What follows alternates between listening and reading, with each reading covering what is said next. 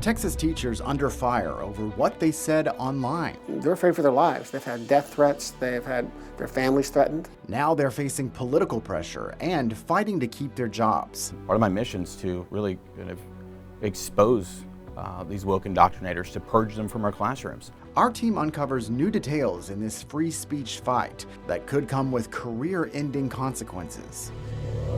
High school and middle school students walking out to protest ICE. Now the governor warns districts to shut it down. If kids are skipping class, going out protesting, those schools are not going to be paid for that day for those students who are skipping class. The warning has some leaders pushing back. Our students don't care about school funding formulas. That's not what they're invested in. What they are invested in is justice, and that's why they're speaking out. The crackdown and what's at stake when students leave campus to raise their voices.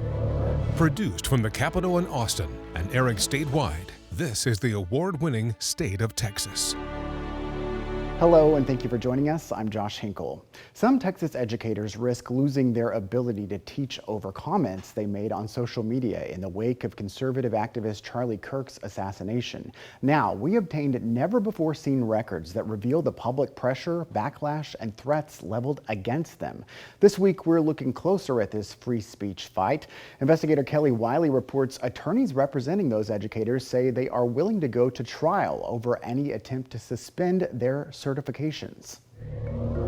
In the days following the shooting death of conservative activist and Turning Point USA founder Charlie Kirk, messages of condolence were heard alongside calls like these. Look, we need you to show up to the board meeting and demand should be terminated. Politicians, Texas Governor Greg Abbott, celebrating an assassination is wrong. And community members. There needs to be a do not hire list. Reacting to social media posts like these, made by Texas public school teachers and employees on their private social media pages. Among them, written posts saying, "I feel sorry he didn't die sooner. Karma is a B, and violence is not the answer, but CK was a champion of it."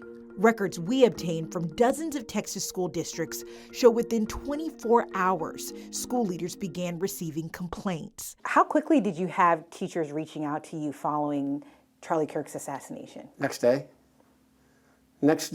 Education attorney Tiger Hanner represents several teachers. Organizations and individuals started scouring social media and reporting it to their school district employers, reporting it to TEA, reporting it to law enforcement, whatever it may be, seeking to have them punished. You quickly saw a lot of educators' names showing up in local newspapers.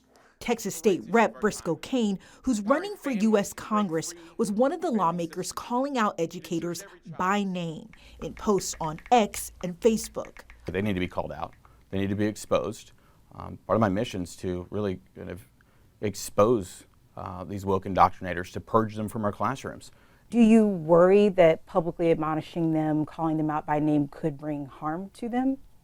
They can try and play that victim goal, but the goal of publicly shaming them is to make sure that they leave the system and anybody like them thinks twice before taking actions like that. You know, I'm sure if you reached out to educators for your story, there's not going to be many that want to talk to you because they're afraid that their name will be out in the public.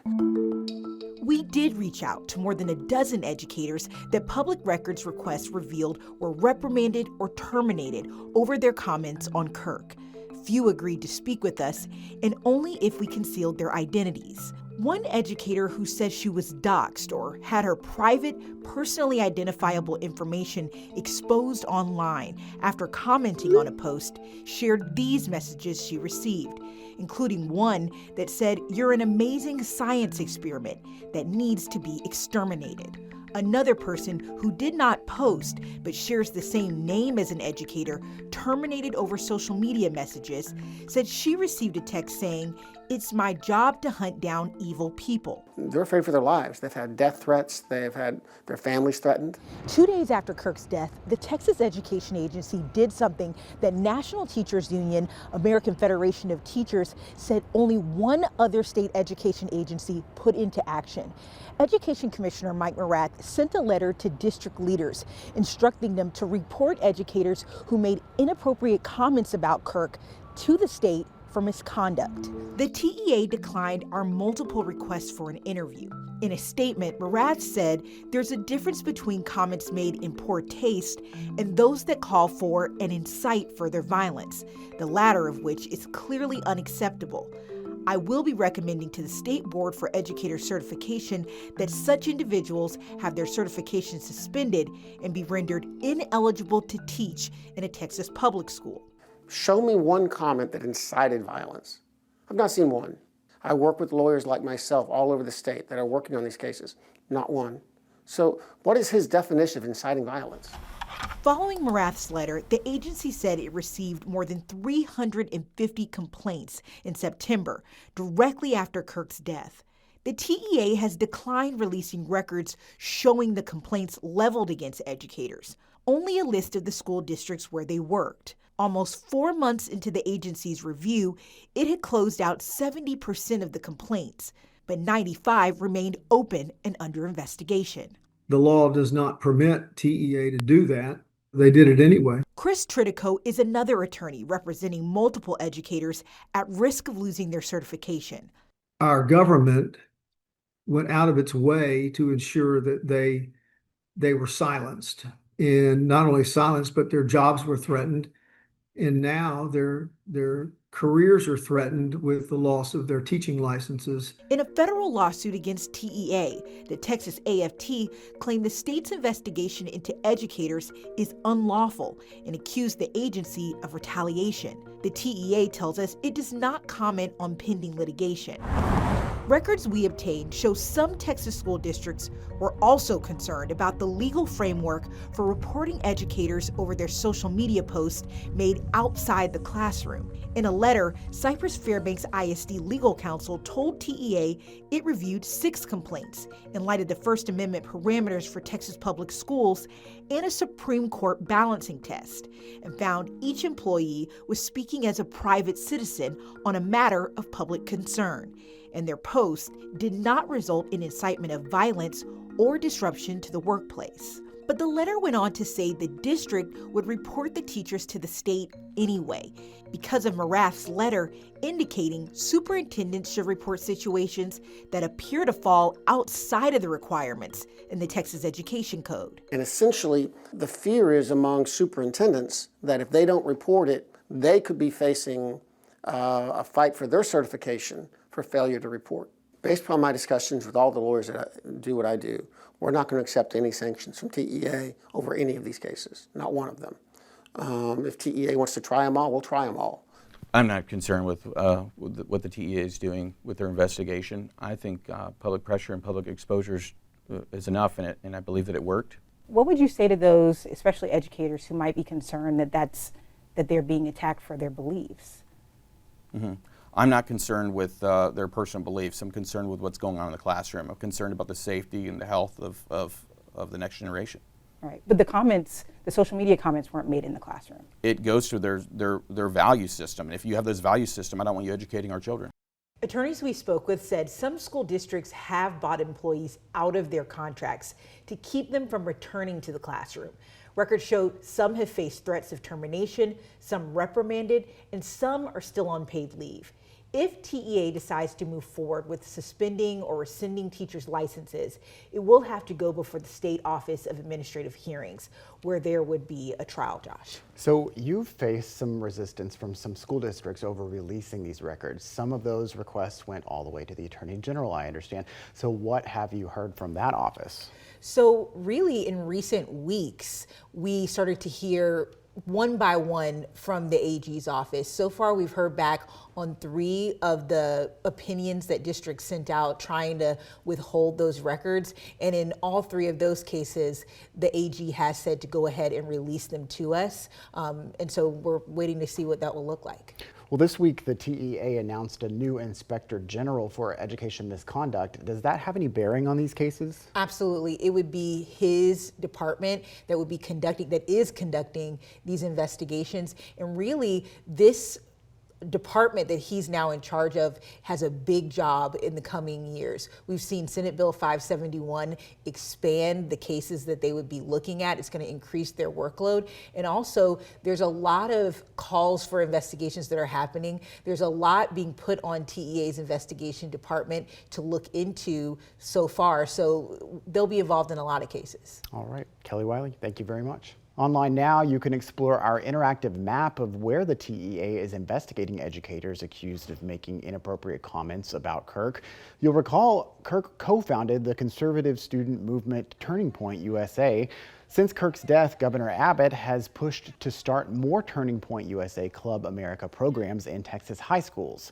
The governor previously said any attempts to, quote, stand in the way of Club America programs would also be reported to the TEA, which will investigate and take disciplinary action, quote, if necessary.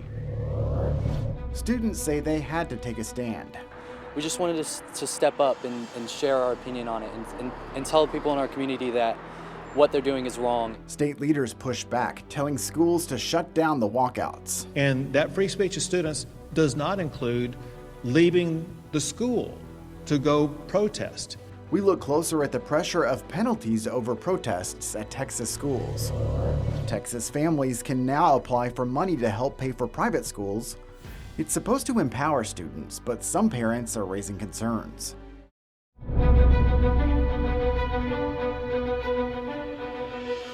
The Texas Education Agency released new guidance and consequences over ICE-related student walkouts, outlining responsibilities for educators and districts. It comes amid more reports of school walkouts around the state. Governor Greg Abbott has threatened to cut funding for districts that allow student-led walkouts. Nabil Remadna looks closer at responses from lawmakers and students involved in those walkouts. Students from across Central Texas walking out of class to protest ICE. We talked to two Hayes CISD students about the recent walkouts. We saw this as an opportunity to help them feel heard and to give them a chance to speak their voice and their opinions. We just wanted to step up and share our opinion on it and tell people in our community that what they're doing is wrong. Governor Abbott posted on X following recent walkouts, saying, quote, "We are also looking into stripping the funding of schools that abandon their duty to teach our kids the curriculum required by law." If kids are skipping class, going out protesting, those schools are not going to be paid for that day for those students who are skipping class. It's the responsibility of the superintendent, the principals, and the educators to make sure those children are in school getting the education they're supposed to be getting, and making sure that parents are reassured their children are not wandering around some street somewhere, but instead are where parents think they are, and that's in the classroom getting an education. I'm worried that it's going to, because we want to have future walkouts, and I'm worried that it's going to stop students from protesting in the future with us. Congressman Lloyd Doggett says Texas public schools are already underfunded, and stripping funding from schools because of walkouts wouldn't serve teachers or students. He has so dramatically underfunded our schools that they cannot do as good a job as they would like to do. These students are rightfully concerned about the lawlessness of ICE. And I'm already hearing more reports of walkouts around the state. This video sent to us on Wednesday from Cedar Park High School. Representative Aaron Zwiener weighed in as well. Our students don't care about school funding formulas. That's not what they're invested in. What they are invested in is justice, and that's why they're speaking out. Speaking out, but staying in class. That's the compromise suggested by some. Now, as more protests have taken place, all eyes will be on the governor to see how he reacts to these latest walkouts. Schools are heeding the expectations laid down by the Texas Education Agency, and they're saying, listen, no more protests during school. It's time to return to what their core responsibility is, and that's to educate our kids. Nabil Remadna, State of Texas. The TEA says students who walk out must be marked absent and warned schools risk losing daily attendance funding if they encourage or allow students to walk out of class. That could have a significant impact. The state gives money to public schools based on their average daily attendance rate. If a student misses school, district attendance goes down, leading to less money for the district. There have been efforts to base funding around enrollment instead. The argument is school districts base expenses on enrollment, and if a student misses class, it does not make it cheaper to operate the school. Those in favor of attendance-based funding say it incentivizes schools to make sure students attend class. Tens of thousands of Texas students sign up for a chance to get money to pay for private school. We look at who stands to benefit from the program and why some parents are raising concern. Are undocumented Texans overwhelming Texas emergency rooms? A new deep dive into state records reveals the answer. Why the numbers matter for your tax dollars.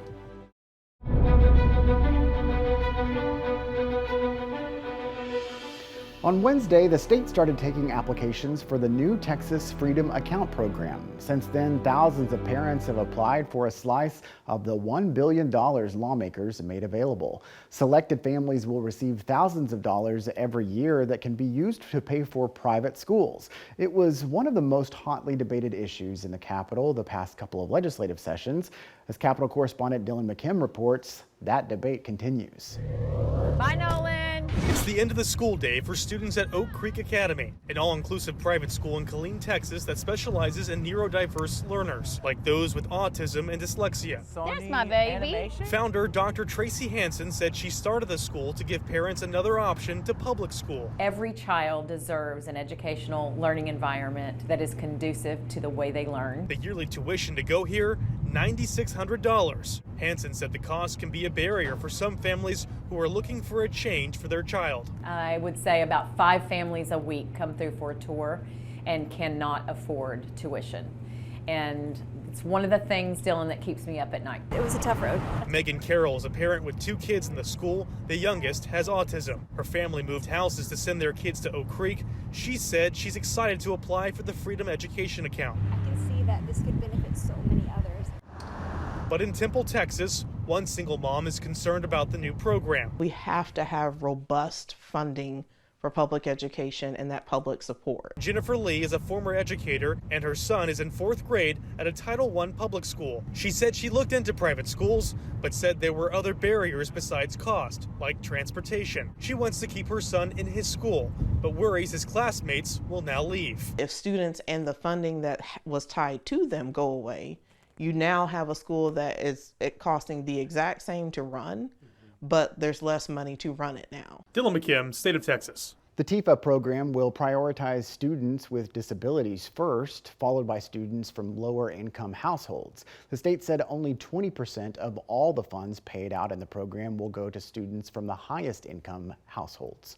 More than 42,000 students applied for the TIFA program on the first day of its launch. Data from the Texas Controller's Office shows 10% of those students are in the top priority tier for students with disabilities and households incomes below 500% of the federal poverty level. 29% are students with household incomes below 200% of the federal poverty level, and 33% are in the third priority tier, meaning they're in a household making between 200 and 500% of the federal poverty level. Texas hospitals have been asking all patients if they are U.S. citizens. Now we're getting a look at the numbers, what the data shows, and why it's drawing concern.